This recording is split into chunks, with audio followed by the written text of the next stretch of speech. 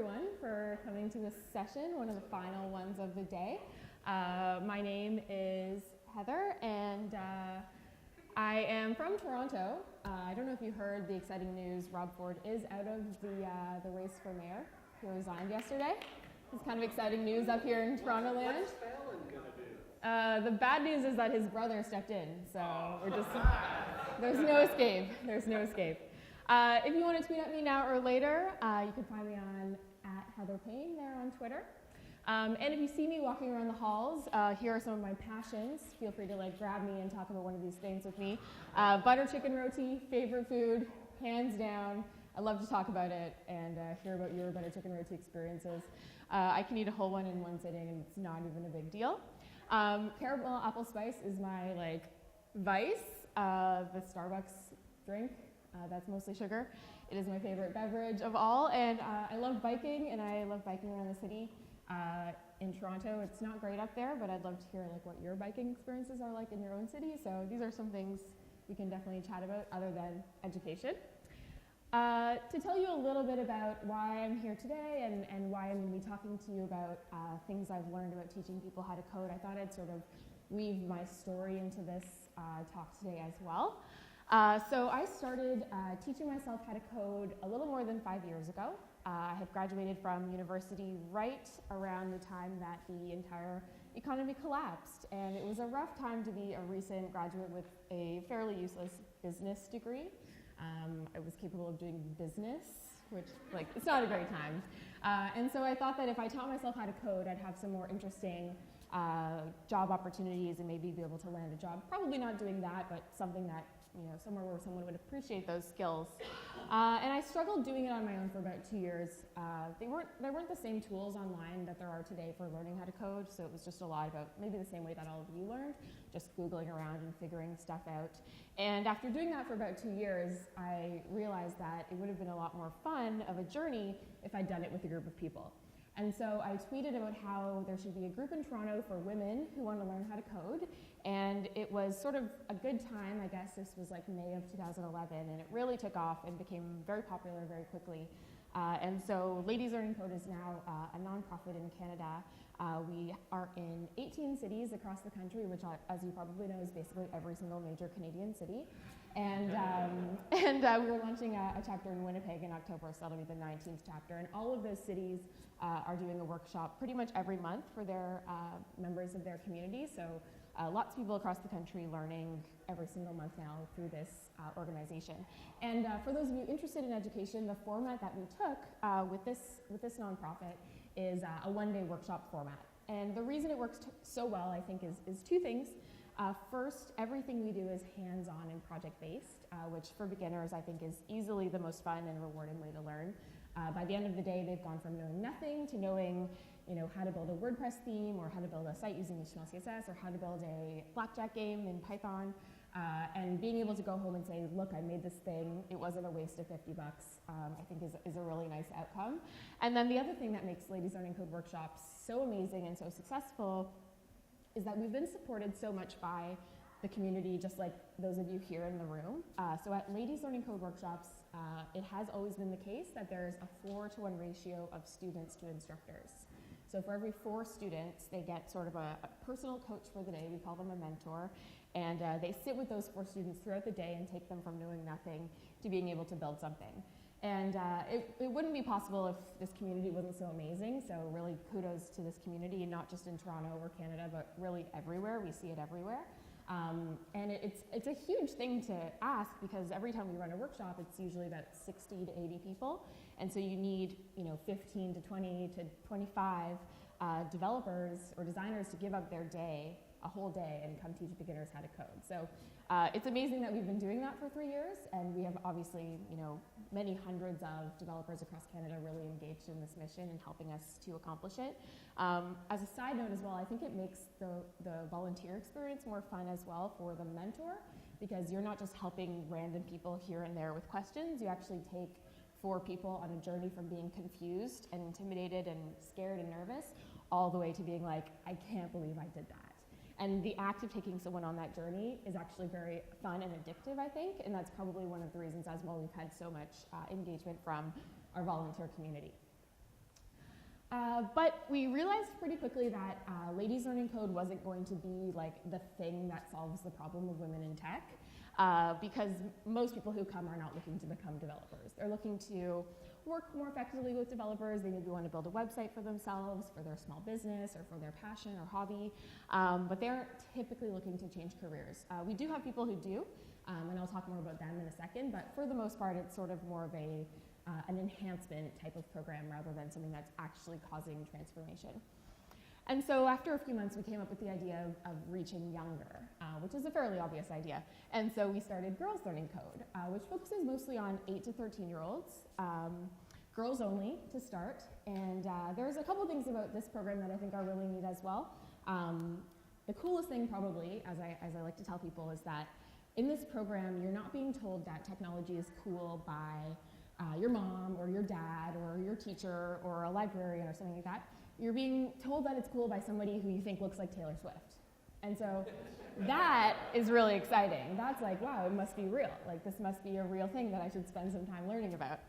So it's neat to me that it's mostly older sister figures, people that you can sort of aspire to, and to give girls the chance to aspire not just to, you know, the people that they see on TV or in movies, but also some real life adults who are doing things that are interesting, that are helping the world, that are making money, and that they find creative and fun.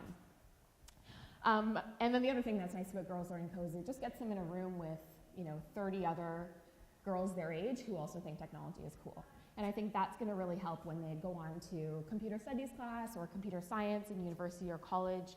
And they've sort of been incubated in that sense to have some confidence in this area, so that when they are one of, you know, maybe just a few women or girls in their class, they can really endure it, and it's not something that's going to turn them away or turn them off from the subject. So that program is great, and we're now in the process of expanding that across Canada as well.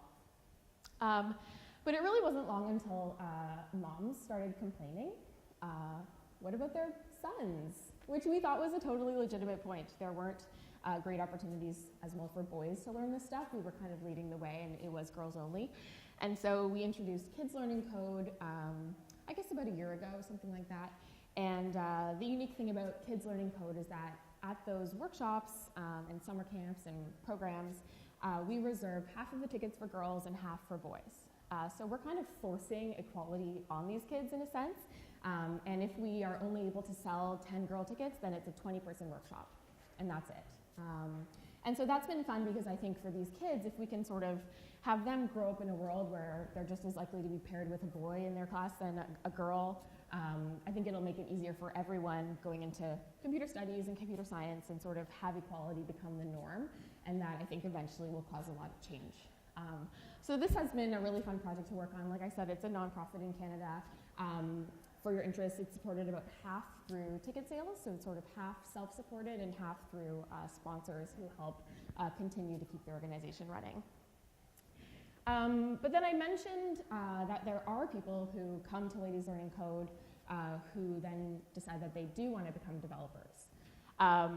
And this is what our solution was for that. So the same team that started Ladies Learning Code started HackerU, and it is a programming bootcamp based in Toronto, Canada. At the time that we launched this in June of 2012, there was only a couple examples, all of them from the States. There was General Assembly and Starter League and Dev Bootcamp in San Francisco, and then there was us in Canada. So we were one of the early ones. And I actually like HackerU more because you get the chance to really change somebody's life. Most of our students who come to HackerU, to our bootcamp program, are typically like underemployed, and they feel like they're a creative person and they feel like they have more to give, but the career that they've landed in through their arts degree or through doing a master's in information science or something like that hasn't given them the role that they wanted. And so I find that really fun, the chance to take someone from here, put them through an intense program that gives them skills, and then have them come out the other end being job ready. And just to round out my introduction to myself, I was really honored to receive an award last year. I'm one of Canada's top 100 most powerful women in the Trendsetters and Trailblazers category for the work that we've done getting more women and girls exposed to technology. So yeah, I think it's cool because it shows in Canada this work is being really appreciated and valued, and I can only hope that that continues further. So my goal today in chatting with all of you mostly is to talk a little bit about beginners, about learning how to code, the challenges involved in that. But more so, at the end of the day, I would love for all of you to leave this room and sort of look at beginners and junior developers in a new light, and maybe go back to your companies and if you don't have juniors there, talk about how you could start bringing juniors in to start learning more, or if you have them, sort of inspire all of you to keep mentoring them and keep pushing them, because I think juniors have a lot to offer, and I think they are obviously one of the keys to helping us not be in the same talent crunch in 10 years that we're in today. And I think there's a lot we can do if we work together. So in terms of numbers, Ladies Learning Code will hit their 10,000th participant in this year, in the next few months of this year. And that's since our first workshop on August 6th of 2011. So we've moved pretty quickly, and that's all across Canada, and that doesn't include the youth program, which is probably another few hundred kids. And many of those 10,000 participants have gone on to join HackerU's bootcamp program. So we have 74 graduates of our bootcamp program so far this year. We keep the number pretty small because we are sensitive about making sure we're not flooding the market with a whole bunch of junior developers, and making sure that they do actually have job opportunities afterwards. And as an interesting side note, of these 74 people who have graduated from our 9-week bootcamp so far this year, 50 of them are female, which I think is one of the coolest things ever. HackerU is a totally co-ed program, but it's just the kind of place where women feel welcome. And an interesting takeaway from there that I think is worth trying for everybody. I mean, we obviously have a lucky tie-in with Ladies Learning Code, obviously, which helps to fuel our applications of females. But also, I think the fact that HackerU is run by a woman makes a big difference. So for those of you running meetup groups or running conferences, I really do think that having a super qualified woman on the executive committee or on your co-organizing committee or something like that really can go a long way in encouraging women to come out. So something to think about when you're planning. I want to share a couple stories as well to give you a sense of like the typical people that are going through a program like this, who are deciding to drop everything for 9 weeks and pay several $1,000s and work really hard and hopefully change their lives. So this is Emily. She graduated in our June cohort, and prior to that she had a bachelor's degree, and I don't remember what it is, and then she had a master's degree in information science, which is basically library studies. And obviously, not surprisingly, there are not a lot of librarian jobs today, and in Toronto it's a unionized space, so to get in you'll be working part-time for years and years until you can finally get a full-time position. And so getting a little bit tired of that, she decided to start exploring coding. Tried for many years to learn on her own. This is a very typical story for us, beginners who really push themselves to try and do it, but at the end of the day it's tough to learn on your own, and so she came to HackerU. She's also a really talented designer, self-taught, and a great writer as well, and an excellent blogger. So it wasn't a surprise to me that she had many options coming out of the program, but she was employee number 7 at a startup in Toronto. She joined them after graduating, and she's a front-end developer at a startup called Shift Health now, and is very thrilled about that. This is a great story. This is one of my students, Simon. Prior to coming to HackerU, he was a pastry chef. Like, this was his job, pastry chef. And he definitely did super amazing in the program, had a lot of like technical ability that I think he had started to build up as a kid, but just hadn't really pursued it in a big way until now. And I think that's a very common story for bootcamp students in general as well, is that they had an interest as a teen or as an early preteen or something like that, and then got distracted or didn't pursue it or didn't have the right exposure or guidance, and then are getting back to it later in life. So Simon's definitely one of those stories. And he was recruited just 4 days after graduating and works now for DMAC Media, which is an e-commerce agency in Toronto. And then finally, this is one of my favorite stories. This is Kristen. She just graduated after our summer cohort last week. I like Kristen's story because she came to HackerU after completing a year of mat leave. She had been working previously as like a fitness instructor and personal trainer or something like that, and decided that she wanted something more upon having her first kid. And so she came to the bootcamp to basically retrain very quickly, and now she's working independently as a developer and is already doing really well. And I've actually hired her as like an assistant instructor on a part-time basis also. I thought it would also be fun to show you some fun projects that our students have created to give you a sense and maybe take you back to when you were first starting to learn to code and the kinds of things you were making back then, so that you can see today what people are doing for fun on the web. So, got them open here. So this first one is by Simon. I showed you his photo. And basically, this was in the first or second week of the program. We haven't taught them any jQuery or JavaScript yet, but he decided to dive in and start learning a little bit on his own and made this project where you sort of drag this light box around, the spotlight, and you have to find Drake. Well, I know where he's sitting. Right there. Is that him? Right there? Somewhere here. Anyway. It might need to be refreshed, but basically when you, let me try refreshing it. Live demos. It also might be because of the, oh, there we go. So when you successfully find him, you get a message. So I like this. It's kind of playful and fun. And then he took this a little bit further and turned it into sort of something a little bit more useful, a Where's Waldo game where you can flip between different backgrounds. I have never successfully found Waldo in any of these games, so it might be a little bit too challenging, but kind of a fun example and also something kind of shareable and cute. This is an app that was made by one of our students, Rasin, who's also a pretty good designer, and he made it so that you can enter your city, Charlotte, and click Dress Me, and using an API that pulls in the weather. It tells you what the weather's like and has some kind of funny text about what you should wear in that place. Also get a suede trim backpack, very instructional. So that was cool. This one I really love. This was made by one of our grads who is a comedian, stand-up comedian. I've actually had 2% of my students this year are stand-up comedians. And he wanted to do something in his life that would pay him in something other than beer, which is apparently what comedy pays you in. And so he came to HackerU to build some more additional skills, and I think did a great job of mixing his two passions together in a big way here. So he made the condescending hipster response generator. And sorry, the resolution on the projector is a little bit off, but basically allows you to enter a band name and choose to either defend or attack that band, depending on what's going on at the party you're at. So, anybody? A band? Coldplay. And let's defend Coldplay. You don't like Coldplay? Have you ever listened to A Rush of Blood to the Head, or were you too busy having bad taste? Politics changed the way people open their albums. Cool. Okay, let's go back and let's attack Coldplay now.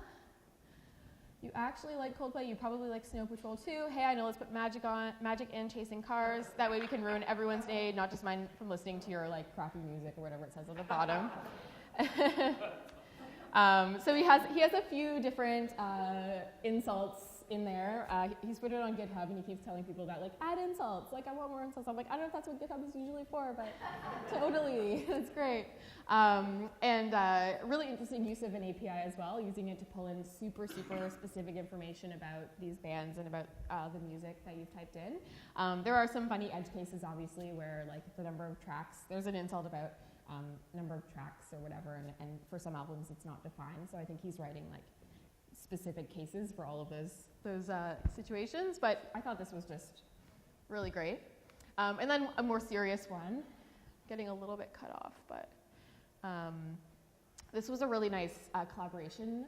We do have our students do some paired programming in the course, and these two students, Alex and Winter, found through that paired programming exercise that they love working together, so they bought this domain, alexwinterprojects.rocks, and they're already working on their next project, so that was a really cool outcome. But they made this jQuery gallery that allows you to click into a photo, you could view a caption about it, and then scroll to the next one. And what I really loved about this project, and they demoed it a few times, they were so obsessed with the details on this project. So they had an issue for a while where when you exited from a photo, the X would very quickly disappear instead of fading into the background the way that it does now. And they worked on that bug for like a week at least. Oh, just froze. Live demos. This is why it's not good. What should I do?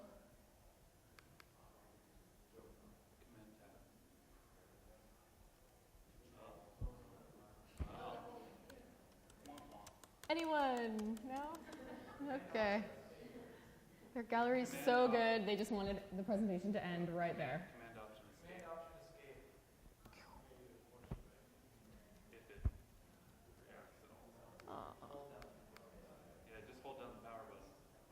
Turn it off and on? Okay, I'll just entertain you while this happens.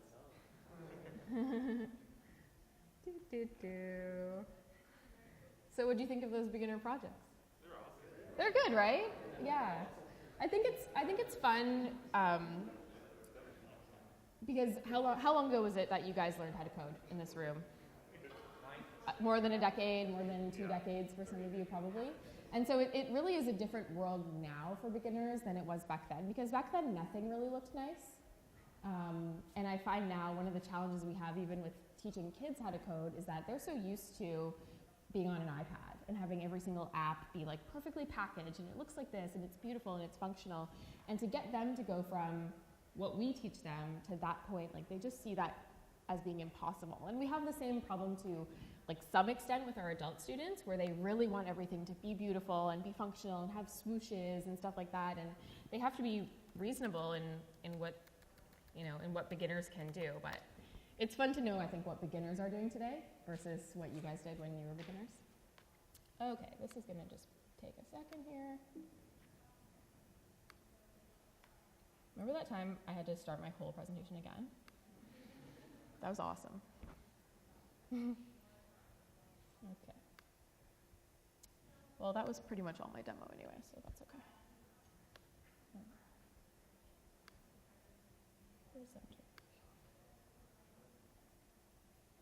Anyway, the other issue they had with their gallery, there was like that issue with the projector before where it's like cutting it all. I swear I know about technology, guys.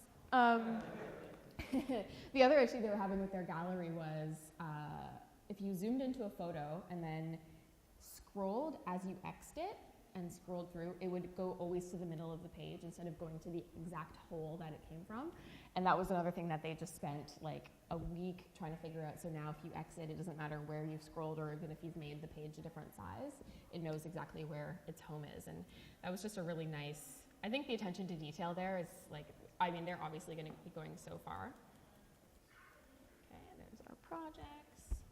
Okay, so to speak about the challenges involved in teaching beginners, and I want to go a little bit beyond, you know, what it's like to teach beginners in a workshop, because that's obviously challenging, but I really want to talk about the challenges taking someone from having very basic understanding of how to build a web page or website, you know, maybe they know some HTML and CSS, but how to go from there to getting them to the point where they're employable in sort of a junior level position.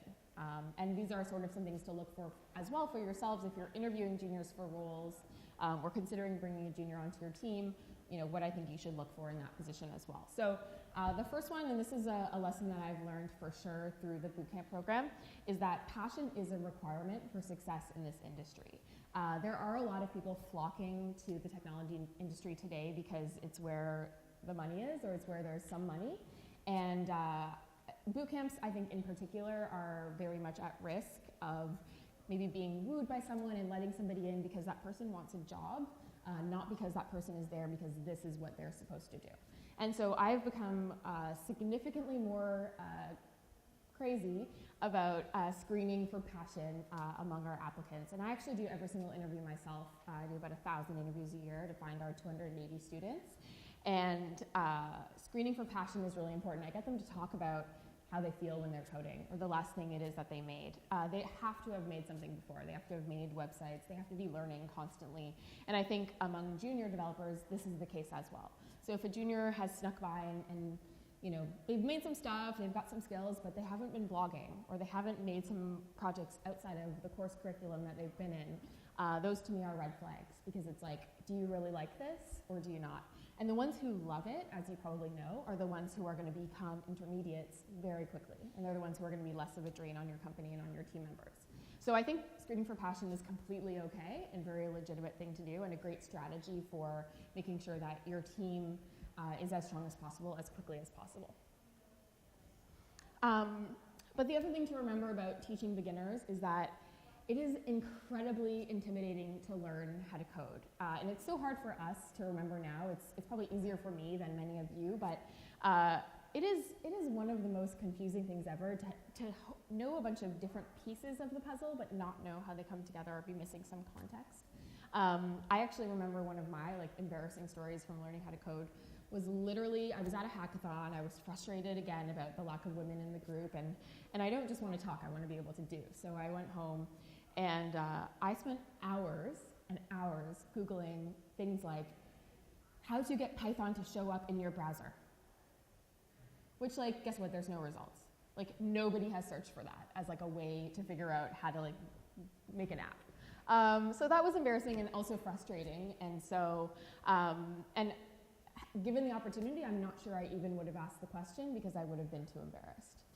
So it's really an important thing to remember when you're working with juniors, when you're teaching someone how to code, is they literally don't know what they don't know, and they have a tiny, little bit of knowledge and little bits that may or may not connect together, and just be super patient with them because they're eager and they're excited, and if we can just encourage more people to keep pushing through the hard days, we will have more developers one day. Oh, I have an old version of my presentation. 1 second.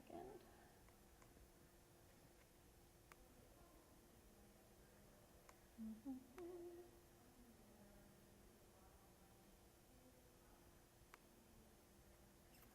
see if this one is right.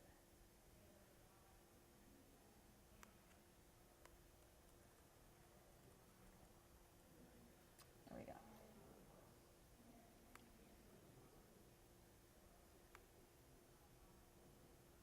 There we go. And then the final thing I would encourage you to remember with juniors or with beginners is that they are really, really hard on themselves. The bootcamp that I run is actually a pretty emotional place because they see stuff on the web every day that is amazing and beautiful and functional and does awesome stuff, and they know that there's an enormous gap between what they're doing now and how much work it's going to take for them to be there. And I think some days they probably feel like, what's the point? I'm never going to be as good as the people that have been doing this since they were 12, or as the people that have been doing this for 10 years already. And I think it's definitely on us to encourage them and encourage beginners who are just getting started, because in 10 years, they will be in your seats, or at least some of them will be, if we can just help them keep staying on that path of learning. So a few ideas for how you in this room can help more beginners get started and help more juniors become better. First of all, has anyone in this room ever volunteered to teach some people how to code with an organization? Awesome, that is actually a lot. That's so great. I think this is one of the coolest things that the tech community does. I can't see groups like Ladies Learning Code existing really in any other industry. I just don't think it would have enough people who care as we do in the technology industry. So if you haven't been out to volunteer at a group like Ladies Learning Code, or I just heard Girl Develop It is starting here in Charlotte. There's probably other groups too. Someone was telling me that there's an event for teaching kids how to code happening with Code for America today. If you haven't been to one of those events before, I would definitely encourage you to do so. I think it also has the interesting opportunity to help you develop some really interesting skills and also remind you of what it was like to be a beginner, and that can be a really important thing to go through every once in a while. But having to explain what a loop is, that's actually a really interesting challenge. So I don't think volunteering is boring by any means. I think it just provides a different kind of challenge that probably many of you would really enjoy. Also at your company, if you have junior developers there, or you have people in these roles, you can become their hero so easily by just sitting with them, working with them, talking them through, different challenges that they're facing. I mean, I know it because I have, 50 plus of these out in the field working at companies now. And I know how much it means to them when somebody who has more skills than them takes the time to sit down with them for 15 minutes or 20 minutes or half an hour to walk them through something challenging. It probably would take them an hour or two to figure out something that you can teach them in 15 minutes, but it's more the action of you sitting down and doing it that I think means the most to them. So definitely consider mentoring junior developers in your company in any way that you can. It'll help them to grow, it'll help your company to be better. They'll become more of an asset on your projects every single time that happens, and I think also obviously it will make you feel pretty good. And then finally, I know not every company is set up to be able to absorb junior developers or to be able to hire junior developers. It definitely is a challenge on its own to consider how you can set up your company so that they have the right mentorship and they have opportunities to grow and learn things on projects that are usually fairly complex. So I definitely know that this is a challenge. But I think if you can find a way to create a program that will allow juniors to join your company, whether that's on a paid co-op or a paid internship that's even 4 months long, or whether you can make it something that's sort of a constant thing where you're bringing in juniors who are talented regularly. I think this is the main thing that's going to help us not be in the same talent crunch in 10 years that we're in today, because these people that are starting today will have 10 years of experience in 10 years. If we can just get more of them into the right positions where they're learning and growing and becoming people like you. And a lot of our grads, they don't stick with front end. They use that as basically their way to get in. Many of them have now gone on to start learning JavaScript frameworks, learning Rails, getting into things like Magenta, and things like that. So I think for sure, this is just the starting point, and whatever mentorship and guidance you provide can take people a really long way, and it can do a lot for companies and organizations everywhere. So in conclusion, I guess the important thing to know is groups like Ladies Learning Code and Girl Develop It, I think, are making a big difference. It's not the 10,000 people that are learning that is going to change our industry, but it is the people that we teach who get their start in those groups, who then go on to pursue this as a career. And these groups are all over the place, so I think they really can have a huge difference. And then if we can all work on making this industry more welcoming to beginners and to juniors, helping them to grow and learn as quickly as possible, I really believe that we are on our way not just towards a more equal and wonderful industry, but also an industry that's stronger with smarter people who are going to help us move this country and my country and society up to the next level. So hopefully when you leave here today, all of you will consider this and start to look at juniors in a new light. Thank you.